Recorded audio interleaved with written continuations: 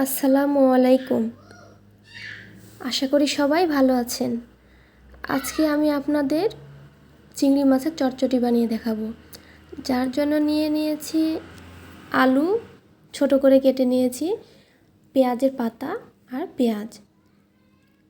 এখন আমি এটা খুব ভালোভাবে মাখিয়ে নিব, যার জন্য দিয়ে দিয়েছি লবণ, হলুদ গুঁড়া, কাঁচামরিচ বাটা,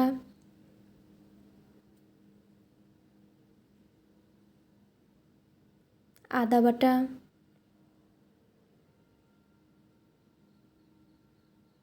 সরিষা বাটা,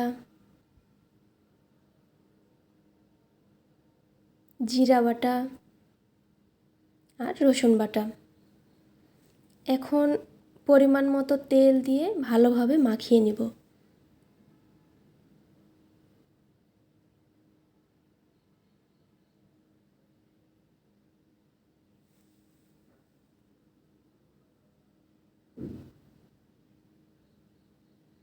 এখন এখানে টমেটো অ্যাড করব। টমেটোটা পরে দিলাম, এজন্য পাকা টমেটো মাখালে গলে যাবে, এজন্য পরে অ্যাড করলাম। আপনারা চাইলে আলুর সঙ্গে মাখিয়ে নিতে পারেন।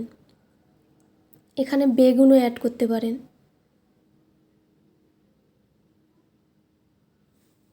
এখন এখানে মাছগুলো দিয়ে দিব। চিংড়ি মাছের সঙ্গে আমি কয়েকটা ব্যাম মাছও দিয়ে দিয়েছি, ছোট মাছ দিয়ে ভালোভাবে মাখিয়ে নিয়েছি। এখন অল্প পরিমাণে পানি দিব, দিয়ে রান্নায় বসিয়ে দেব।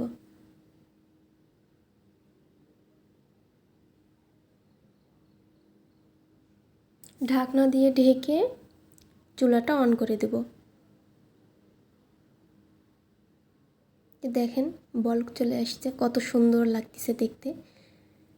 দেখতে যতটা সুন্দর, খেতেও ততটাই মজাদার। খুবই অল্প সময়ে 5 মিনিটেই এই রেসিপিটা তৈরি করা যায়। যারা খুব ব্যস্ত ওয়ার্কিং লেডি, তাদের জন্য এটা অনেক গুরুত্বপূর্ণ একটা টিপস দিয়ে দিলাম। খুব অল্প সময়ে এত মজাদার একটা রেসিপি তৈরি করা যায়।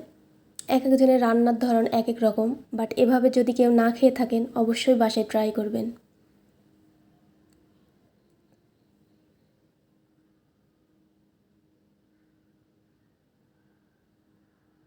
দেখেন কতটা সুন্দর লাগতেছে দেখতে।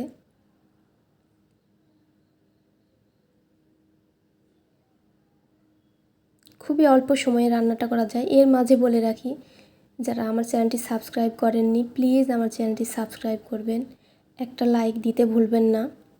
অবশ্যই কমেন্ট করবেন কেমন হয়েছে।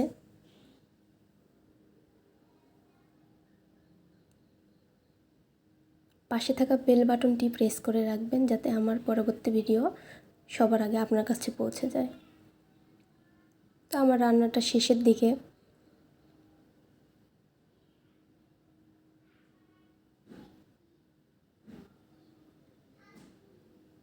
তৈরি হয়ে গেল খুবই অল্প সময়ে টেস্টি চিংড়ি মাছের চটচটি। রান্না হয়ে গেছে, চুলাটা বন্ধ করে দিয়েছি। এখন সার্ভ করে নেব। দেখেন কতটা সুন্দর লাগতেছে, খেতেও ততটাই মজাদার।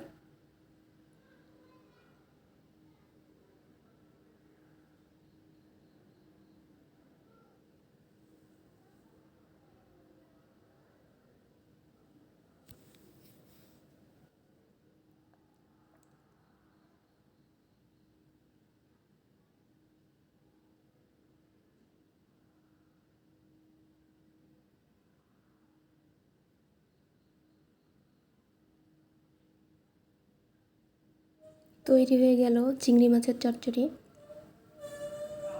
কেমন হয়েছে অবশ্যই আমাকে কমেন্ট করে জানাবেন, আর আপনারা অবশ্যই বাসায় ট্রাই করবেন। সবাই ভালো থাকবেন, সুস্থ থাকবেন, আমাকে প্লিজ সাপোর্ট করবেন।